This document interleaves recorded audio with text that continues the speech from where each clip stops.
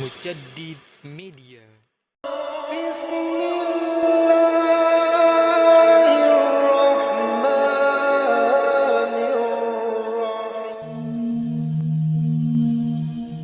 Assalamualaikum warahmatullahi wabarakatuh.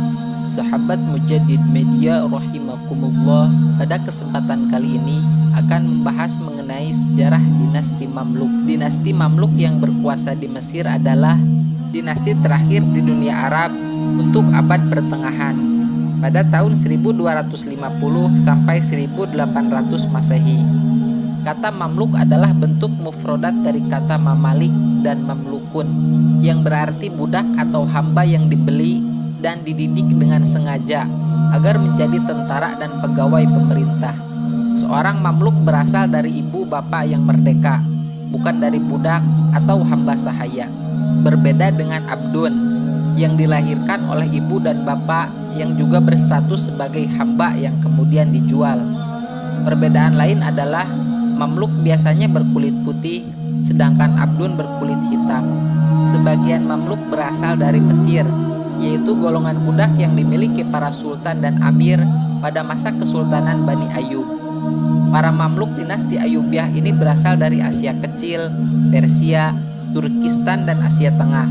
Mereka terdiri dari suku-suku bangsa Turki, Rusia, Kurdi, dan bagian kecil dari bangsa Eropa. Dinasti Mamluk didirikan oleh para budak. Mereka pada mulanya adalah orang-orang yang ditawan oleh penguasa dinasti Ayyubiyah sebagai budak, kemudian dididik dan dijadikan tentaranya. Para Mamluk ini ditempatkan pada kelompok tersendiri yang terpisah dari masyarakat oleh penguasa Ayyubiyah yang terakhir, yaitu Al-Malik Al-Soleh.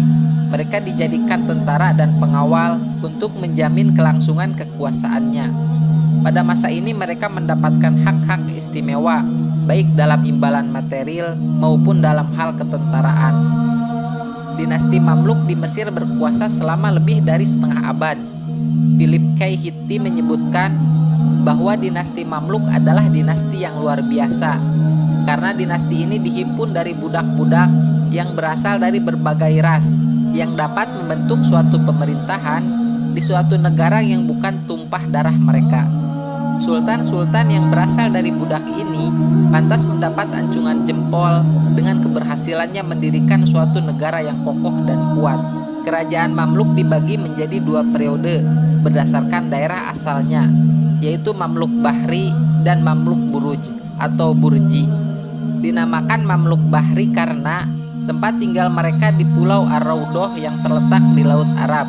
Bahri bentangan delta Sungai Nil. Mamluk Bahri ini berasal dari kawasan Kipchak, Mongol, dan Kurdi. Mereka ditempatkan di Pulau Raudhah di Sungai Nil. Disinilah mereka menjalani latihan militer dan pelajaran keagamaan. Karena penempatan mereka inilah, mereka dikenal dengan julukan Mamluk Bahri, budak laut atau air. Golongan kedua dinamakan Mamluk Burji, yang berasal dari etnik Syirakus di wilayah Kaukakus. Dinamakan Mamluk Burji karena mereka menempati benteng-benteng Arab Burji di Kairo.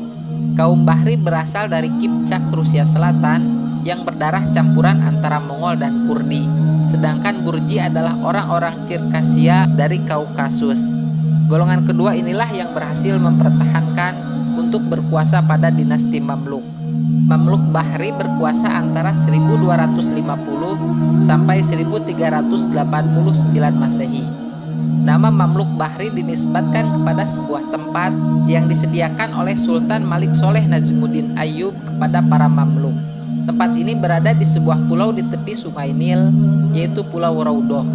Pulau ini dilengkapi dengan senjata, pusat pendidikan, dan latihan militer. Sejak itu para Mamluk ini dikenal dengan sebutan Al-Mamalik Al-Bahriyah, yang artinya para budak lautan. Salah satu yang merupakan keunikan dari sejarah pemerintahan dinasti Mamluk ini adalah adanya ambisi untuk menjadi sultan dari seorang Mamluk wanita pada tahun 1250 Masehi. Mamalik di bawah pimpinan Aibak dan Baibars berhasil membunuh Turansyah.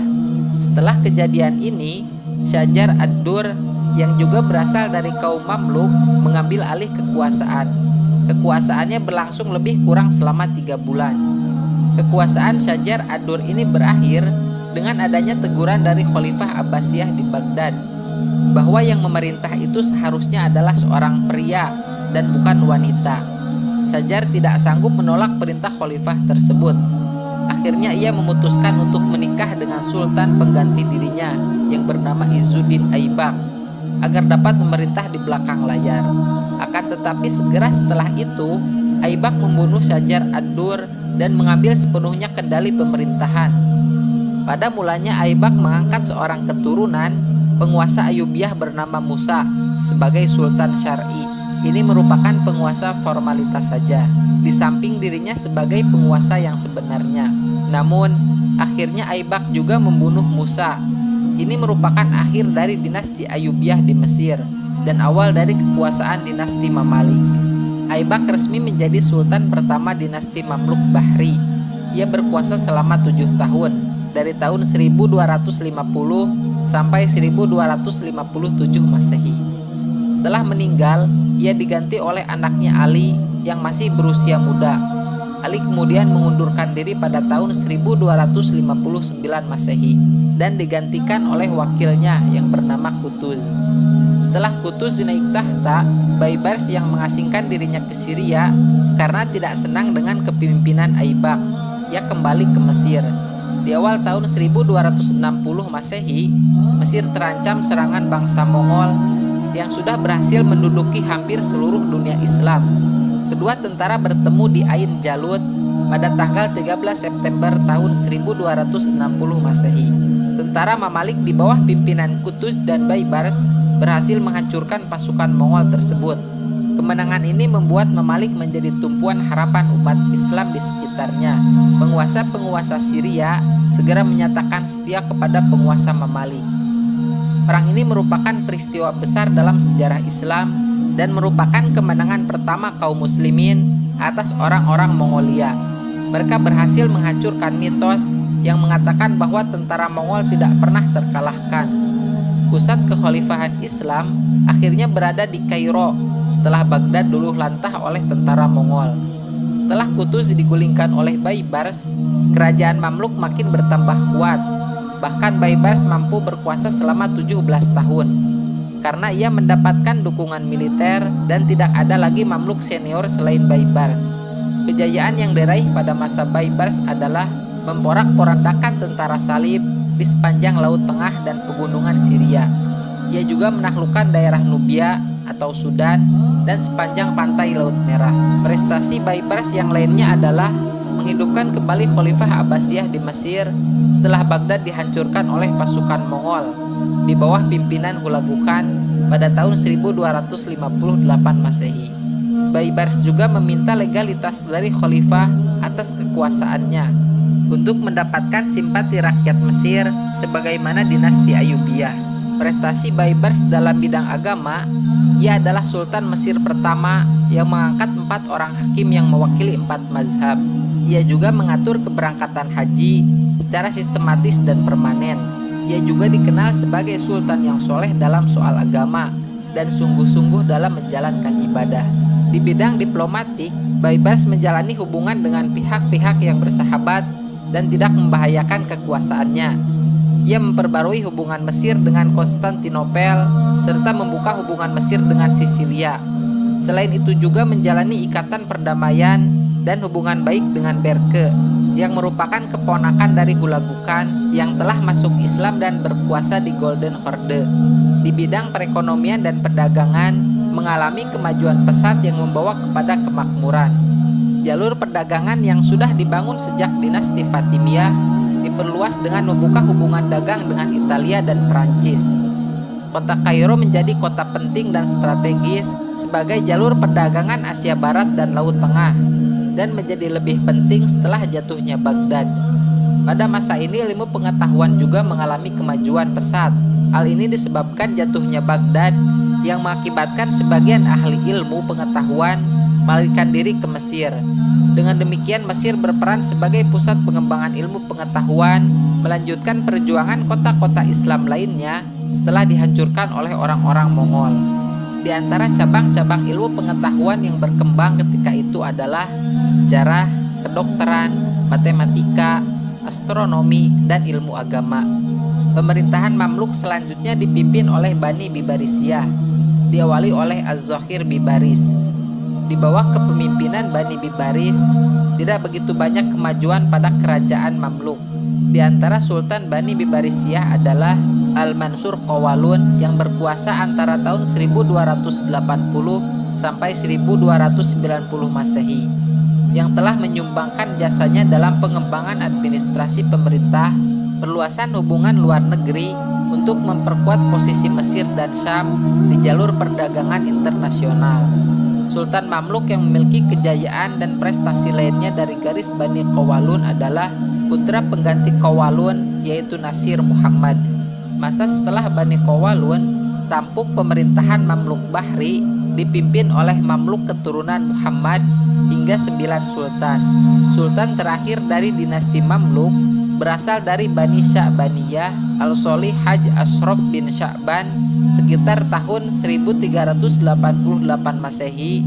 Ia digulingkan oleh Sultan Barquk yang menjadi cikal bakal sultan pertama pada pemerintahan Mamluk Burji. Secara turun-temurun, para khalifah dinasti Mamluk Bahri berjumlah 29. Berakhirnya Mamluk Bahri disebabkan oleh Sultan Soleh Haj bin Sya'ban yang masih kecil dan hanya memerintah selama 2 tahun. Masa pemerintahan Mamluk Burji yang berkuasa antara tahun 1389 sampai 1517 Masehi diawali dengan berkuasanya Sultan Barquk setelah berhasil menggulingkan sultan terakhir dari Mamluk Bahri.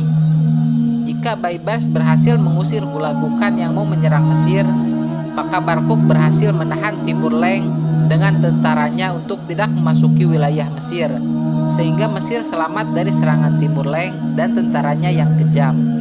Sesungguhnya tidak ada perbedaan yang mendasar pada pemerintahan Mamluk Bahri dan Mamluk Burji, baik dari status para sultan yang dimerdekakan ataupun dari segi sistem pemerintahan.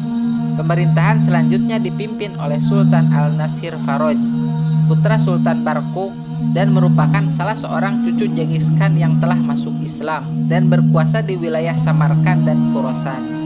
Banyak dari sultan-sultan Mamluk Burji naik tahta pada usia muda. Hal ini menjadi salah satu faktor melemahnya dinasti Mamluk. Para Mamluk selalu disibukkan dengan gejolak dan pertentangan yang terjadi. Dana kesultanan lebih banyak dikeluarkan untuk aksi-aksi militer, sementara pemasukan semakin menipis, sehingga pendidikan tidak begitu diperhatikan.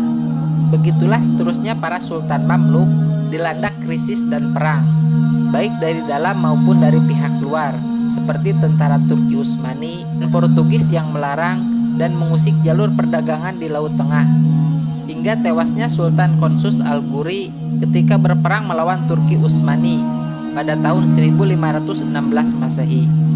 Sejak itu dinasti Mamluk berada di bawah bayang-bayang tentara Turki Utsmani. Keadaan seperti inilah yang menyebabkan dinasti Mamluk Burji tidak bisa membuat kemajuan seperti yang telah dicapai oleh dinasti Mamluk Bahri. Sultan terakhir dinasti Mamluk Burji adalah Ashraf Tumanbay. Ia adalah seorang pejuang yang gigih, namun pada saat itu ia tidak mendapat dukungan dari golongan Mamluk, sehingga ia harus menghadapi sendirian pasukan Turki Utsmani yang telah berhasil menguasai Khalifah Abbasiyah. Akhirnya Tumanbay ditangkap oleh pasukan Turki Utsmani atas bantuan beberapa amir Mamluk dan kemudian digantung di salah satu gerbang kota Kairo. Sejak saat itu berakhirlah masa pemerintahan dinasti Mamluk. Kehancuran pemerintahan Mamluk, baik Bahri maupun Burji, pada dasarnya berasal dari internal istana sendiri.